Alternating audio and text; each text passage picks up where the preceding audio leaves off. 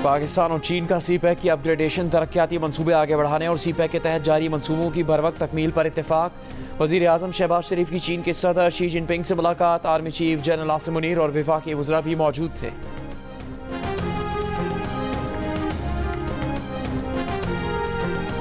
ज़िलहज का चांद नजर आ गया। कल यकम ज़िलहज होगी। पाकिस्तान में ईद उल अज़हा पीर 17 जून को होगी। सेनेट के इजलास में पीटीआई अरकान का परवशा खान की बतौर प्रिजाइडिंग अफसर सदारत पर एहतजाज। रहनुमा पीटीआई शिबली फराज ने कहा कि ऐवान को मजाक न बनाएं। ये कोई तरीका नहीं कि डेप्यूटी चेयरमैन ऐवान में हो और प्रिजाइडिंग अफसर सदारत करे। परवशा खान ने कहा कि डेप्यूटी चेयरमैन उनकी सदारत की कुर्सी संभालने के बाद ऐवान में आए। चेयरमैन का इख्तियार है कि वो जिसे चाहे सदारत दे। ऐवान गुंडागर्दी और धौंस धांधली पर नहीं चलेगा। सेनेट का इजलास पीर तक मुलतवी।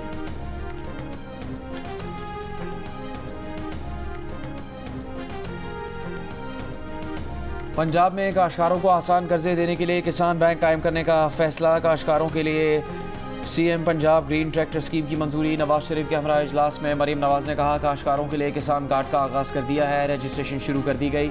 5 लाख किसान मुस्तफ़ीद होंगे। हर किसान एक फसल के लिए 1.5 लाख रुपए तक आसान कर्ज हासिल कर सकेगा। इजलास में ज़राई आलात की मकामी सतह पर तैयारी और ऑयल सीड प्रमोशन प्रोग्राम का भी ऐलान। नवाज शरीफ की हिदायत पर ग्रीन ट्रैक्टर स्कीम में ट्रैक्टर्स की तादाद 10,000 बढ़ा दी गई। दूसरी जानिब रोडा प्रोजेक्ट की तकमील के लिए चीन और इंटरनेशनल इदारों से इश्तराक कार का फैसला। इजलास में नवाज शरीफ ने कहा कि 2013 में रावी किनारे नया शहर आबाद करने का प्लान बनाया था। बाद में आने वालों ने रुकावटें खड़ी की। लाहौर के फ्यूचर प्रोजेक्ट में रुकावटें डालने वालों के खिलाफ कार्रवाई होनी चाहिए।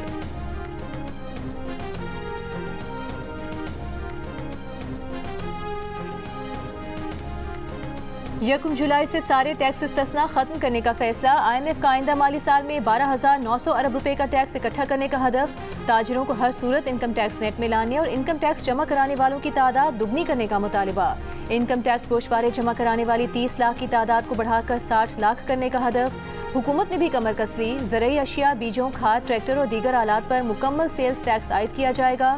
ज़राए वज़ारत ख़जाना के मुताबिक खुराक, अद्वियात और स्टेशनरी पर 10% सेल्स टैक्स लगाने और टैक्स हदफ हासिल होने में मुश्किलात पर सेल्स टैक्स की शरह 1 से 2% बढ़ाने की तजवीज़ ज़ेर गौर है।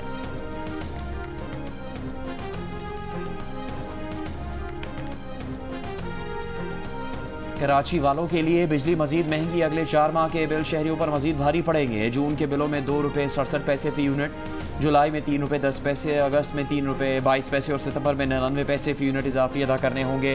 कीमतों में इजाफा 9 माह की फ्यूल चार्जेस एडजस्टमेंट की मद में किया गया है। इजाफे का इतलाक़ के इलेक्ट्रिक के लाइफ लाइन सारिफीन पर नहीं होगा।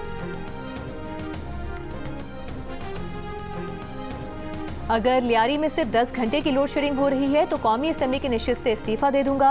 रुकने असम्बली नबील गबोल का कौमी असम्बली में वज़ीर मुमलिकत अली परवेज़ मलिक को चैलेंज। अली परवेज़ ने ऐवान को बताया था कि कराची में नुकसान वाले फीडर्स पर 6 से 10 घंटे तक की लोड शेडिंग हो रही है। नबील गबोल ने दावा किया कि लियारी में 10 घंटे से ज़ायद लोड शेडिंग हो रही है। अगर उनका दावा गलत है तो वो इस्तीफा दे देंगे। दूसरी सूरत में अली परवेज़ मलिक इस्तीफा दें। शाजिया मरी ने भी कहा कि सिंध में 20-20 घंटे बिजली दस्तयाब नहीं होती। हम पर बिजली गिर रही है लेकिन मीटर में बिजली नहीं है। बलूचिस्तान के इलाके ज़ियारत में बारिश और ज़ालाबारी। चेरी, खुबानी और सेब के बागात को नुकसान। टमाटर, प्याज, लहसुन और दीगर फसलें भी मुतासिर। लसबेला और दुकी में बारिश। दुकी में 15 से ज़्यादा मकानात को नुकसान पहुँचा। लसबेला के नदी नालों में तुग़यानी। पंजाब के इलाके राजनपुर और गिरदोनवा में बारिश। कोह सुलेमान के पहाड़ी इलाकों में बारिश और ज़ालाबारी। सबसे ज़्यादा दर्जा हरारत जैकबाबाद में 44 डिग्री सेंटीग्रेड रिकॉर्ड किया गया। दादू, मोइंजोदड़ो में 43, सिब्बी, बहावलपुर में 42, सक्खर में 41, मुल्तान हैदराबाद में 40, लाहौर में 39, इस्लामाबाद कराची में 36, पेशावर में 33 और कोयटा में ज़्यादा से ज़्यादा दर्जा हरारत 32 डिग्री सेंटीग्रेड रिकॉर्ड किया।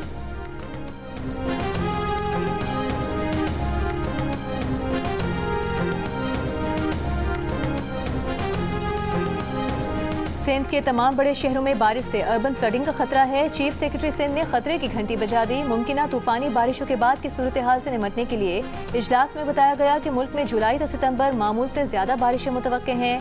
बारिश और ग्लेशियर पिघलने से 5 से 9 लाख क्यूसेक पानी दरियाए सिंध में आ सकता है। वजीर बल्दियात सिंध सईद गनी की बहाली के कामों में बल्दियाती नुमाइंदों को शामिल करने की हिदायत।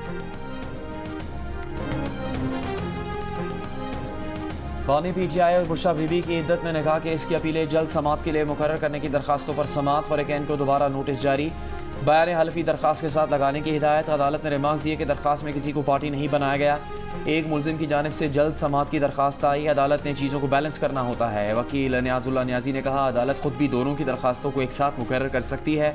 पहली अदालत में फैसला महफूज था, तहम दूसरी अदालत को केस ट्रांसफ़र कर दिया गया। मजीद समाअत 11 जून तक मुलतवी।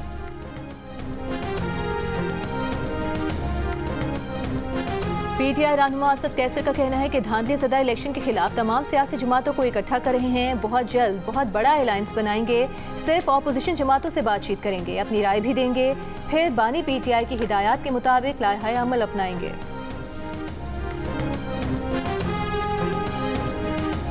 मुस्लिम लीग नून के रहनुमा मियां जावेद लतीफ़ का कहना है कि मफाहमत का ओपन कोर्ट में कहा जा रहा है। ये खुशी की बात नहीं, लम्हा फिक्रिया है। इंसाफ का दोहरा मयार कायम हो जाए तो फिर रियासत की बका की फिक्र होती है। जेल की तस्वीरें किसी 5 स्टार होटल से कम नहीं। खुद उन्हें जेल में कोई सहूलत नहीं दी जाती थी। हमूदुर रहमान कमीशन रिपोर्ट उस वक्त पब्लिक कर दी जाती तो आज 9 मई ना होता। जुडिशल कमीशन बनना है तो 2014 तक बनाए। ये पाकिस्तान पर एहसान होगा। कासिम सूरी के एक बार फिर पेश न होने पर सुप्रीम कोर्ट ने साबिक डिप्टी स्पीकर की तलबी के इश्तिहार जारी करने का हुक्म दे दिया। कासिम सूरी के घर के बाहर भी नोटिस चस्पा करने का हुक्म। अदालत ने कहा कि कासिम सूरी जानबूझकर सुप्रीम कोर्ट में पेश नहीं हो रहे। साबिक डिप्टी स्पीकर की जानिब से नोटिस वसूल न करना बदकिस्मती है। चीफ जस्टिस ने वकील नईम बुखारी से कहा कि आपके मोवक्किल मीडिया और सोशल मीडिया पर बहुत मुतहरिक हैं। क्या आप एक्स या ट्विटर से वाकिफ हैं? आप खुद को बूढ़ा क्यों समझ रहे हैं? जवान और अप टू डेट रहें। नईम बुखारी बोले बूढ़े तो वो हो चुके हैं, ना सोशल मीडिया इस्तेमाल करते हैं, ना इस्तेमाल आता है। कासिम सूरी से कोई राबता नहीं। अदालत ने कासिम सूरी की डी सीट करने के खिलाफ अपील पर समाअत आइंदा माह तक मुलतवी कर दी।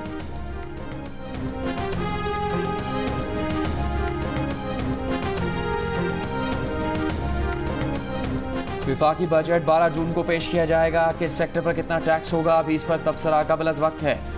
वज़ीर मुमलिकत बराए ख़जाना अली परवेज़ मलिक की गुफ्तगू। कहा बजट IMF फ्रेमवर्क में रहते हुए तैयार कर रहे हैं। स्टॉक मार्केट में बाज़ सट्टेबाज गलत अफवाहें फैला रहे हैं। उम्मीद है मॉनेटरी पॉलिसी नरम होगी। बजट पर हतमी फैसला वज़ीर आज़म ही करेंगे।